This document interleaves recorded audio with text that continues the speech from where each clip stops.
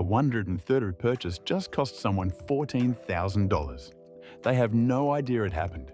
That $135, I looked it up, that's the average buy now, pay later loan in America right now. And for years, when you split something into 4 easy payments on Klarna or Afterpay or Affirm, it was invisible.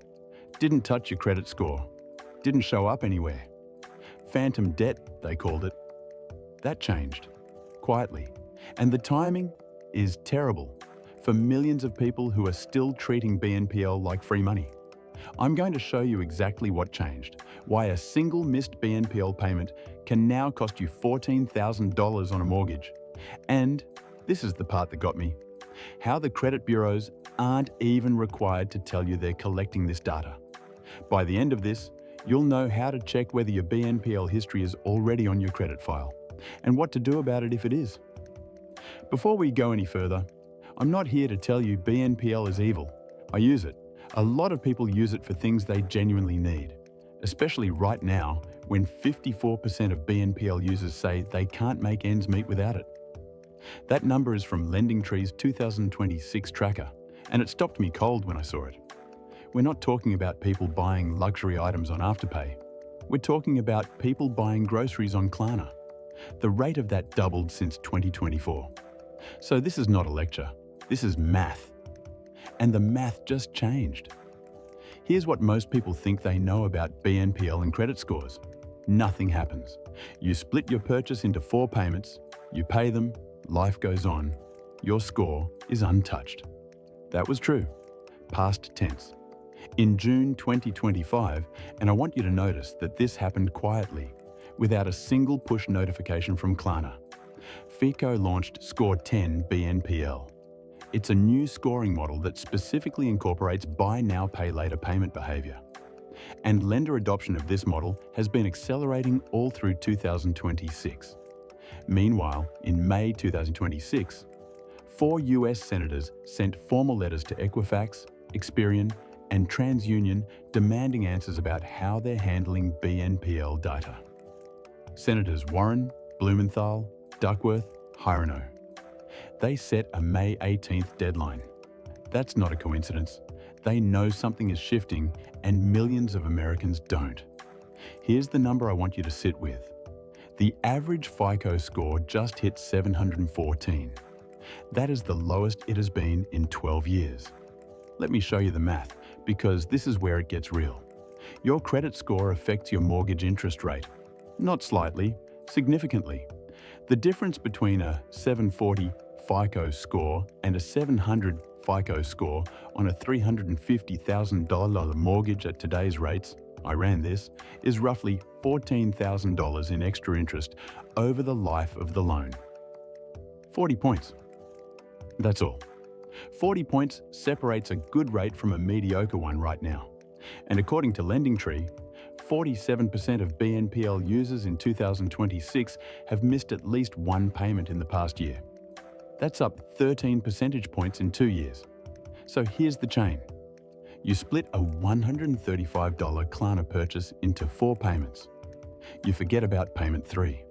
That missed payment gets reported to Equifax under the new FICO 10 BNPL model. Your score drops 30 to 50 points depending on your existing profile. You apply for a mortgage 6 months later. You pay $14,000 more than you would have for a 130 sweater or a grocery run. That's the math. I want to pause here because I think a lot of people hearing this are thinking, okay, but I pay on time, I'm fine. Maybe. But here's what I found when I dug deeper.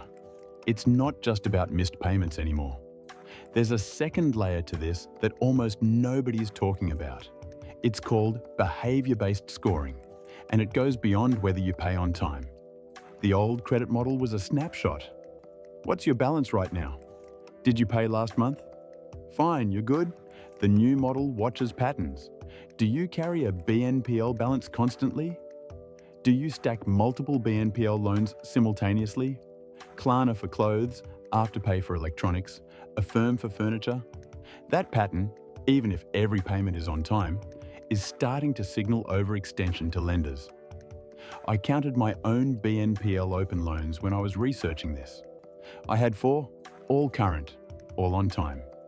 Under the old model, invisible.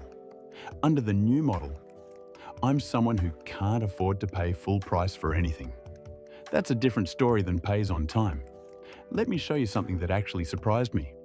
When I first started looking into this, I thought the fix was simple. Just check your credit report and look for BNPL entries. Done. It's not that simple. And this is what I missed. BNPL lenders are not required to report to credit bureaus. Some do, some don't.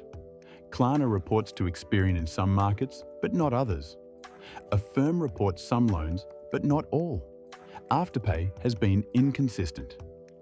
The Senate letters in May 2026 exist precisely because there's no standardized reporting requirement. So the problem runs in both directions. Your BNPL debt might not be helping you build credit when you pay on time. But a missed payment might still find its way onto your report through a collections referral, even if the original loan wasn't being reported. You can be penalized without getting credit for the positive behavior. The system is asymmetric. That was the part I didn't understand when I started. So what do you actually do about this? 3 things, specific, in order. First, pull your credit reports from all 3 bureaus at annualcreditreport.com right now. Look specifically for any trade line labeled installment from a company you don't recognize. Affirm, Klarna, Afterpay, Zip, Sezzle. If it's there, you need to know. If it shows a missed payment you dispute, you have 30 days to file a dispute before it compounds. Second, consolidate your open BNPL loans to 1 at a time, maximum. If you have 3 open, pay 2 down completely before opening a new one. Under behavior-based scoring, simultaneous open BNPL balances are the biggest red flag, more than the individual balance amounts. Third, and this is the one that actually changes your trajectory. If you have a BNPL habit, redirect it. A secured credit card with a $200 limit, paid in full every month, builds positive payment history on all 3 bureaus, builds your score predictably, and costs you 0 in interest if you pay it off. Klarna builds nothing on the upside and now carries real downside risk. The $14,000 number isn't hypothetical. It's the current rate spread between a 740 and a 700 score on a mortgage application at 6.6% rates on a $350,000 home. I didn't make it up. I ran it through a mortgage calculator using today's lender data. Here's where I landed after going through all of this. BNPL isn't disappearing. The companies are enormous. Klarna, Affirm, Afterpay. Together processed over $300 billion in transactions in 2025. The habit is too embedded for that. But the rules just changed, and most people haven't gotten the memo. The people who figured this out in 2026, before the behavior-based scoring model becomes the industry standard, are going to have a real advantage when it matters. A mortgage, a car loan, a refinance. The people who find out after the fact are going to get a letter from a lender with a worse rate than they expected, and they won't understand why. That 130th purchase isn't the problem. The problem is not knowing it can follow you. Next, I want to look at the other side of this, credit score rebuilding. Because if your score already took a hit, the standard advice is slow and generic. I found a faster path, and I'm going to run it myself and show you the actual numbers. Subscribe, because when I have the results, I'm bringing the real data, not the optimistic estimate. 3 things before you close this video. Check annualcreditreport.com this week, all 3 bureaus. Look for any BNPL trade lines. Consolidate to 1 open BNPL loan at a time. And if you want to go deeper on how to actually build your score from here, the next video is right there. I'm Leo. I'll see you in it.